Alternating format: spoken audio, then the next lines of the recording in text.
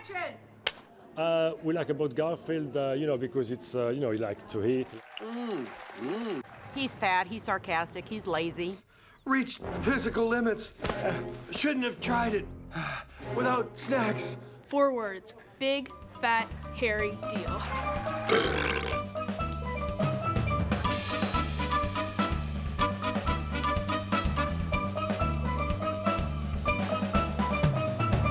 Garfield's been around 25 years. I guess we have a second generation, you know, of fans now that are coming along. So we fit uniquely between, you know, these two age groups, making Garfield great fodder for a movie, I guess. Well, thank you. Thank you very much, ladies and gentlemen. A lot of people have gone after the Garfield rights over the years, and Jim Davis has never been able to make a deal with anyone. And so I went to him and said, look, we're very interested in it, and we wanted to make this a big family adventure film, and it's the 25th anniversary on top of it, so I think Jim thought it was a good time to make a movie. You know, I think we've arrived at a time when technology really has allowed Garfield to do a film as well. I really wanted to let Garfield kind of strut his stuff in his own medium.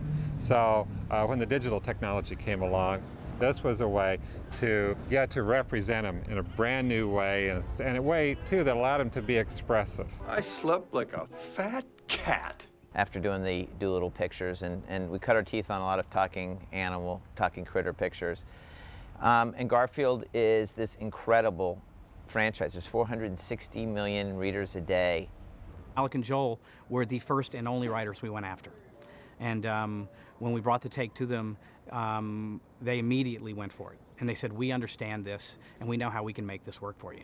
Jim allowed us to kind of play around with some of the dynamics that he had set in the strip. And really, it's a story of Odie coming into Garfield's world. Any parent or any child that knows when that new baby comes into the household, how it changes the household. So we saw a universal story that could be satisfying in a movie.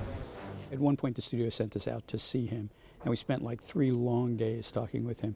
And the thing that was amazing, if you'd ask him a question that was sort of off Garfield and sort of say, well, what about Garfield's father? He'd say, we've never thought about that, and then proceed to talk about it for like 2 hours. What good is a cat that can't chase a mouse? I don't do the chase thing. I thought it was about time there was a fully CGI character that wasn't a predator or an alien, didn't run at light speed and jump around all over the place, but was a fat, arrogant, lazy cat. I hate Mondays.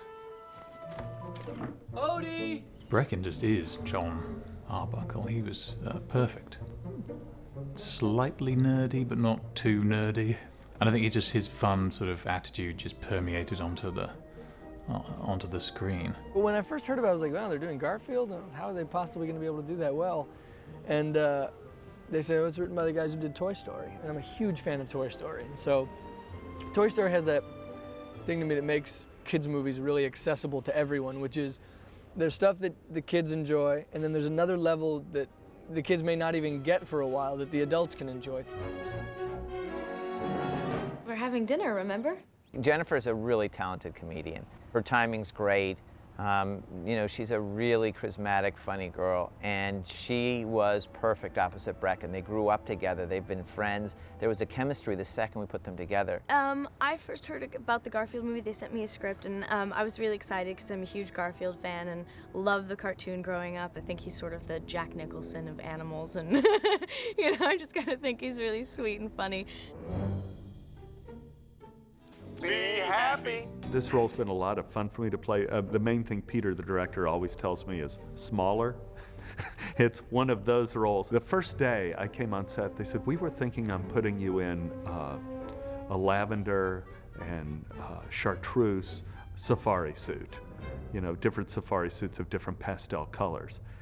When they say that to you on the first day, you know that you have a license to kill as an actor. You have a license to be as big as you want to be. Ow, I feel good. I knew that I would now. The important part is to capture the essence of Garfield, his attitude. I knew that I would now. And it comes, you know, through the weight of his body. And it comes right through his eyes. So we'll be working very hard on that. I think that's a huge challenge, is to try to make Garfield acceptable to the public, because everyone has the image of Garfield from the comic strip. And our Garfield, we have to kind of keep it in the real world, because he is interacting with real animals. You had to see a cat that looked like Garfield. When we finally achieved that and had a number of images that we were able to show around, the reaction was amazing. The reaction was, oh, I get it. People would laugh and they would get it, and they would say, wow, it's Garfield, but it's real. Oh, you little suck-up. Oh. John, Odie's on TV and he's wearing lederhosen. The entire thing is the voice of Garfield. As soon as you get a little bit off track this way or a little bit off track that way, you go back to the voice, and the voice takes you right to where you need to go.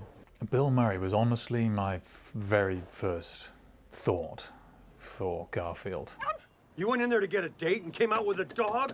Oh, that's bad even for you. He's just got Garfield somewhere in him. This sort of lazy drawl, sarcastic, but somewhere in there, you know, that it's very charming, and it's just so funny. Once again, my life has been saved by the miracle of lasagna. It's liver flavored. Mmm, delicious. Our biggest challenge is our lead character is a visual effect.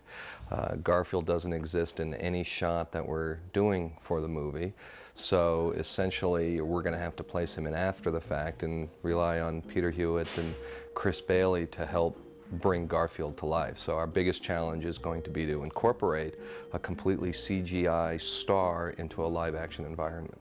You know, I'd never really done, first of all, I'd never done a kids movie. I'd never done an effects movie with CGI characters before. And I called Matt Lillard, who was Shaggy in Scooby-Doo. And I said, Matty, how do you do it? How do you feel confident of doing it? He said, you just have to commit to it. The more you commit, the more the audience will buy it, and the more everyone will kind of believe that he's there. You kind of revert back to when you were 8 years old and you had imaginary friends and your G.I. Joes could talk and play.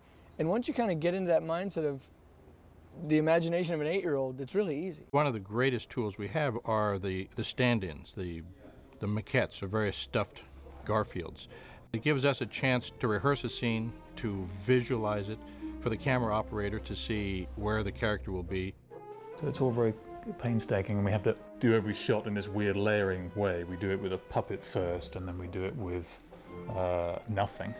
And then the effects guys do it with a series of shiny balls and gray balls, and then do all the things they need to put the shot together. How can this dog be such a problem when he's not even here anymore?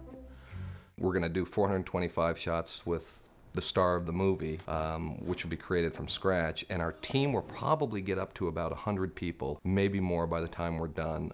We're also using another house that's going to be doing the talking animals, and they'll have on about 30 or 40 people on the show as well. There's nothing wrong with Garfield. He's just a happy, fat, lazy cat. No need for a second opinion. One of the things that I love best about the comic strips is they compose them with just very, very few elements. There's a single wall behind, no painting, no detail, no nothing. And that's what we tried to do. We tried to simplify across the board on everything. Carpets don't have patterns, they're all solid colors. There's no wallpaper with pattern, everything is a solid. It's basically dealing with solid blocks of color. And a lot of those ideas came directly out of the comic strip. This is amazing! Talented little fella. Odie is unbelievable. I got to know Odie a little bit ago. Half dachshund, half terrier, and a very unique dog, but with a wonderfully sweet personality. There were some things that we had to train just for Garfield. The dancing. He knew how to hop on his hind legs, and we just tweaked that a little bit and would get him to hop in place, and then also to twirl around in a circle on his hind legs, which is now one of his very favorite behaviors. Like one of the secrets to doing a film, a TV show, or a comic strip is to have fun doing it. There's something there. You can't fool the readers, you can't fool the viewers.